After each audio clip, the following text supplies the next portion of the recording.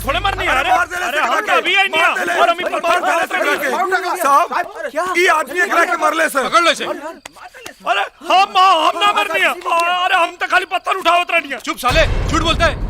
पत्थर से लोगों का सिर तोड़ता है, मर्डर करता है। चड्डी गैंग का आदमी है तू। अरे हम कौन चड्डी वड्डी गैंग के नहीं की जान।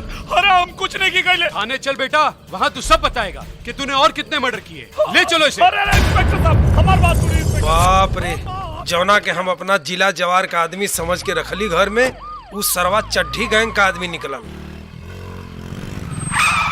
गोड़ लगाता नहीं चच्चा।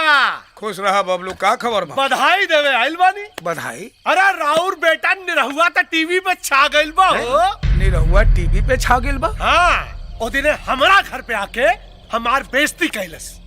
और जवन कांडू मुंबई में कैले बाना, मन तो करा तो ओइजा जाके सारे के 10 जूता लगाएंगे। जबान संभाल के बात कर, न तो ये पूर हड्डी में अब अहियो इतना ताकत बा कि तोहरे जैसा जवान के माटी चटा सकिला। अरे तो बचा के रखा चच्चा ताकत। जब जमीन के पेपर पे दस्तखत करे के पड़ी ना बेचे खातिर, तब काम में आई। का है तोरा बहिन के दहेजे में घटल बा का? ना, तोरा बेटा के बचावे में खर्चा करे के पड़ी। 1-2 ना है चच्चा, 11। कितना? 11 को मर्डर कैले बाद निरहुआ मुंबई में। खाओ अटक गई सांस लटाई में। बड़ा घमंड रहे बेटवा पे। अरे अगर हमरा बाती पे विश्वास नहीं खे ना, तो जाके देख ला टीवी पे। चड्डी पहनकर पत्थर से सर कुचलने वाला चड्डी गैंग का कुख्यात हत्यारा गिरफ्तार। इस हत्यारा ने 1-2 नहीं पूरे 11 मासूम लोगों का कत्ल किया है। इस साइको किलर का नाम है निरहु।